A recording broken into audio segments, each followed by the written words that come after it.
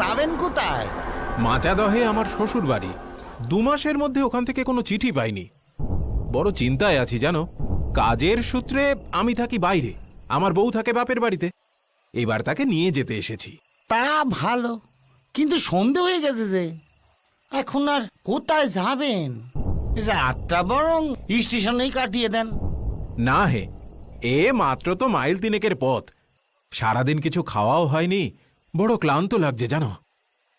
ওখানে পৌঁছে গেলে বিশ্রামটা তো অন্তত হবে, কি বলো? যা ভালো বোঝেন, যাই শুয়ে পড়ি। তবে তবে সাবধানে যাবেন বাবু, দিনকাল তো ভালো নয়। আচ্ছা, তবে তবে রওনা দেন বাবু। ঠিক আছে।